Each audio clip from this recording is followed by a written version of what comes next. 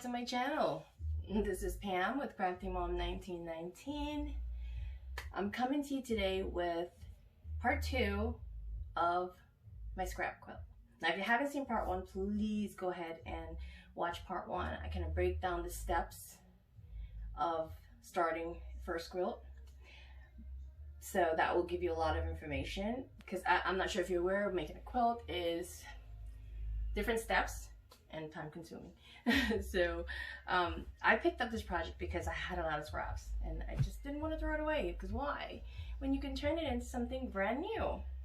And these scraps is, you know, it's not a memory quilt.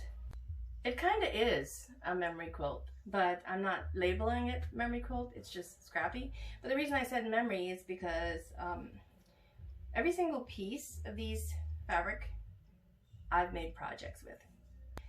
It just reminds me of what I did with it. So I guess it's kind of sort of like memory quilt, but I'll just leave it as scrappy. But you know what I'm saying. It's like, if you remember what you did with a piece of fabric and you've done it a long time ago, it's definitely memory. So this is part 2.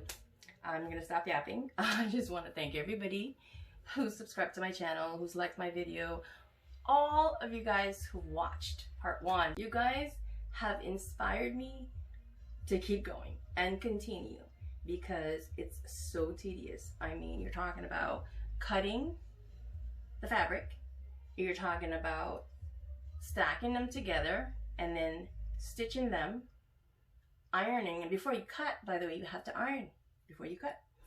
So cutting scrap fabric is not fun. It's better when you just have like a yard, half a yard, or a fat quarter. That's easier because it's already squared. You just have to measure and cut. It's just lately I haven't really been doing much of it. I just do a little bit and then that's it. A little bit and then that's it. But after I saw you guys love part 1, I've been inspired to go ahead and push through part 2. Okay, so part 2 will cover putting these pieces together to make our block. Okay, so I'm gonna do that. I've done already start ironing these out. I like to iron them out. I mean, you could finger press it, it's your preference. Now I don't know how big the quilt's gonna be. I do have a little tiny one here that I kind of put together because I wanted to get an idea. Yeah, I cheated.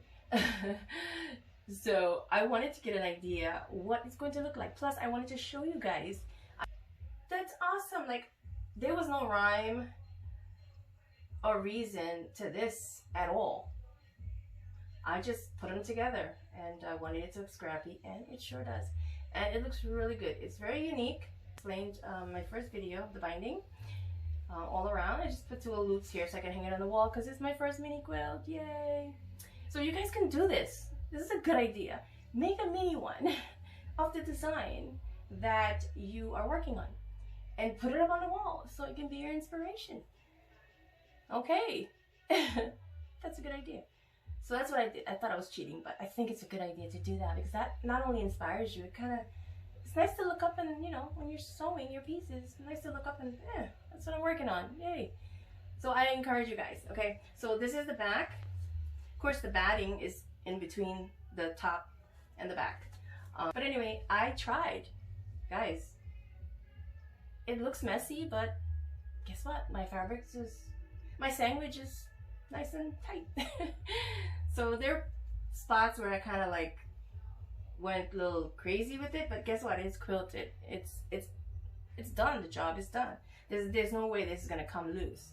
Okay, so I didn't know how to do it, and I don't know if any of you guys have done quilting, actual quilting on the machine. There's no feed dog, so you have, like, you hold it and you have all the control where it goes, what it does. Okay, so it's not scary, but you know, it's different because you have to move and you have to get used to that pace, because if you go too fast, then you get big stitches, like the length. If you go too slow, you get tight stitches. So you got to find that, and I'll talk more about it when I'm doing the quilt, but you have to find that, the speed. You have to find that perfect speed. You got to find that perfect movement, because your movement has to go with the speed of the machine. And that might be part of part 3. I'm not sure. But right now, part 2, all we're going to do is continue ironing these out, making our blocks, put it on the wall, and start putting it together. But I just wanted to jump in real quick. Thank you guys for all of your love and your support to my channel. You guys, the likes and the views on part 1 definitely inspired me to continue with part 2. Okay, so this video is because of you guys. Definitely I'm motivated now, and here's part 2. I hope you guys enjoy it, and I'm probably working on part 3 if I know myself, because I can't sit still.